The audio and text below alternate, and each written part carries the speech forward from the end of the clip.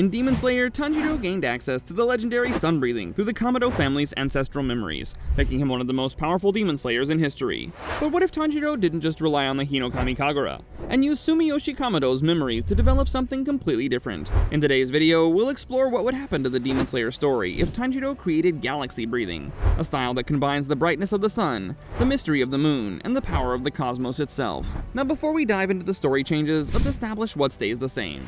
Tanjiro's Demon Slayer journey begins when Muzan attacks the Kamado household and transforms Nezuko into a demon. Giyu discovers the siblings and sends them to Orokodaki to restrain Nezuko and train Tanjiro, and he still learns water breathing as his first technique. This is important because water breathing is one of the easiest techniques to learn, and establishes the fundamentals of concentration breathing, giving Tanjiro the foundation he needs to innovate. The early arcs of our story proceed similarly to the original timeline, with Tanjiro surviving the final selection, defeating the hand demon, and making his way through the early missions while using water breathing. The first major change happens during the battle with Rui on Mount Naragumo, where Tanjiro is quickly overwhelmed by the power of the lower moon's blood demon art. In the original story, Tanjiro awakens the Hinokami Kagura in this desperate moment, as the memories of his father's dance flood back. But in this timeline, something different happens. As Tanjiro's blade is about to shatter against Rui's threads, he doesn't just remember his father's dance under the sun. He remembers the countless nights he spent on the mountain, staring at the stars while his family slept, wondering about the vastness of the universe. He remembers how his father would tell him that every breath connects us to something greater,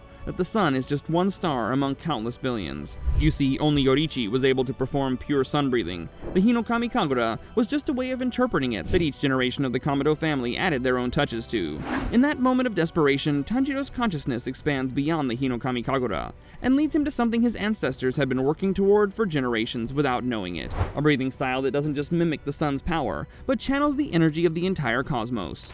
Tanjiro's blade moves with blinding speed as he unleashes the galaxy-breathing first form, Stellar Genesis, a spiraling slash that moves like a newborn galaxy, with countless points of impact swirling around the main strike. The attack disperses all of Rui's webs, but Tanjiro still lacks the skill and precision to successfully behead a lower moon. Rui is shocked as Tanjiro's blade reaches his neck, but just like in the original timeline, Giyu arrives to finish the fight.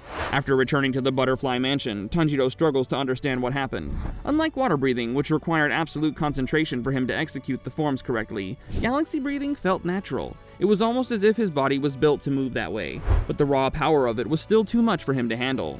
Over the following weeks, Tanjiro works to understand and develop his new breathing style, and while Shinobu helps him with his training, she realizes that the movements are too complex for her to provide meaningful feedback. After hearing how Tanjiro was inspired by his father's dance at the Fire God, Shinobu advises Tanjiro to speak to Rengoku, as the Flame Hashira comes from a bloodline of demon slayers with immaculate records of their techniques. By the time Tanjiro boards the Mugen train with Rengoku, he's developed 7 forms of galaxy breathing, but they're still incomplete. Tanjiro initially uses water breathing when he breaks out of Enmu's blood demon art, but the critical moment comes when it's time to behead the Upper Moon 1 by cutting through the train. Tanjiro uses galaxy breathing 4th form, Comet's Trail, a technique that builds incredible momentum with each consecutive strike, to cleanly cut through the train on his final swing. However, Tanjiro is still constrained by his training, and having a unique style is still useless against Akaza, as he lacks the combat experience to track the Upper Moon's movements. The battle plays out tragically the same, with Rengoku falling to Akaza. But before he dies, Rengoku tells Tanjiro to perfect his technique and never stop reaching for the stars. By the time the Entertainment District arc begins, Tanjiro has developed 2 more forms, bringing his total to 9. When Gyutaro and Daki emerge, the battle showcases how far Tanjiro has come, as he uses the galaxy-breathing 6th form, the Cosmic Vortex, to dash toward Daki and cut through her obi at point-blank range. Since he developed galaxy breathing naturally, it doesn't strain Tanjiro as much as the Hinokami Kagura did. So when Gyutaro emerges, Tanjiro is faster and more agile. Tanjiro's speed with galaxy breathing allows him to match the Upper Moon 6's movements in ways that shock even Tengen. The combination of his new techniques and Tengen's musical score completely overwhelms Gyutaro, while Zenitsu, Inosuke, and Nezuko team up to take out Daki. Thanks to Tanjiro's improved combat ability, Tengen avoids losing his eye and arm, though he still takes significant damage and chooses to retire.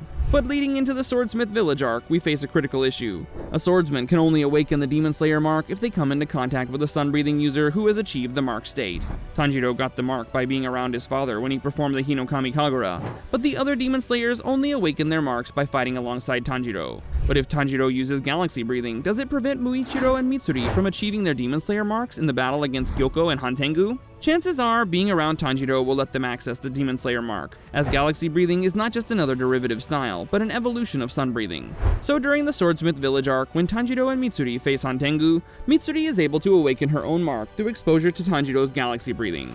Meanwhile, Muichiro faces Gyoko and also awakens his mark, just like in the original timeline, as he had encountered Tanjiro while sparring with the Yoriichi Type 0 doll. The battle against Hantengu proceeds just like in the original timeline, with Tanjiro and Genya tracking down the main body in the final stage of the battle, while Mitsuri handles Zohakuten. When the sun begins to rise, Tanjiro delivers the galaxy-breathing 5th form, Supernova Burst, a risky technique that releases all his accumulated tension in a single moment, but packs a devastating punch. The sheer force of the attack completely severs Hantengu's neck, just as the sun rises, putting an end to the Upper Moon 4. Both Mitsuri and Muichiro survive with their marks awakened, just like in the original timeline, and the Demon Slayers move closer to the final battle. During the Hashira training arc, the other Hashira are fascinated by galaxy breathing, but they're not educated enough on sun breathing to fully understand the potential of the technique. While the Hashira train primarily on physical conditioning and controlling their Demon Slayer marks, Tanjiro works on perfecting his technique. The 8th form Nebula Cascade delivers omnidirectional slashes like a cloud of energy that constantly shifts and reforms, working on Tanjiro's unpredictability.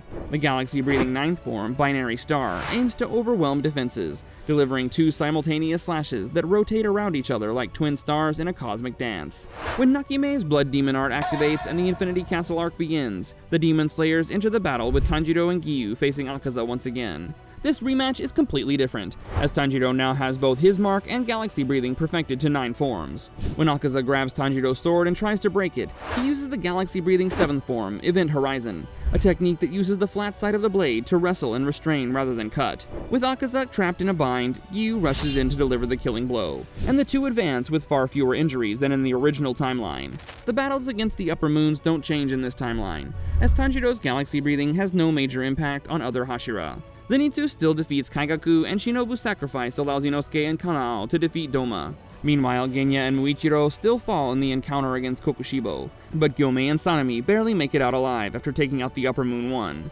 As the remaining Demon Slayers converge on Muzan, the Demon King's eyes are on Tanjiro. This was the boy with the Hanafuda earrings and the potential successor of Yoriichi's technique, but seeing him perform a different technique makes Muzan lower his guard. This isn't the sun breathing that nearly killed him 500 years ago. It's just another style that shouldn't worry the king of all demons. As the battle rages, Tanjiro pushes galaxy breathing to its absolute limit, but the 9 forms he trained in during the Hashira training simply aren't enough. As he faces his greatest challenge yet, Tanjiro awakens the galaxy-breathing 10th form, Universal Convergence. Just like Yoriichi combined all the forms of sun-breathing to cut through all of Muzan's organs, Tanjiro blends every preceding form of galaxy-breathing into an outburst that mimics the birth of the universe itself. The barrage is so intense that it finally fully activates the effects of Tamayo's drug, bringing Muzan to a state where his regeneration can't keep up. Coordinated attacks from the marked Hashira, with their bright red swords, pushes Muzan to his limit, and as dawn approaches, the Demon King is finally overwhelmed. As the sun rises and Muzan begins to disintegrate, he realizes the truth. Yoriichi's sun-breathing was meant to be a starting point, not an ending. Tanjiro didn't just inherit Yoriichi's legacy, he fulfilled it by pushing beyond the sun and reaching for the stars. In the final moments before dawn, Muzan is completely destroyed, and the Demon Slayers stand victorious. Tanjiro survives without being transformed into a demon, as Muzan didn't recognize him as Yoriichi's successor until it was too late. Galaxy breathing becomes Tanjiro's legacy, proof that even the most perfect technique can evolve into something greater when you're willing to reach beyond what came before. So what do you think? Is galaxy breathing a worthy evolution of sun breathing? Let us know your thoughts in the comments down below.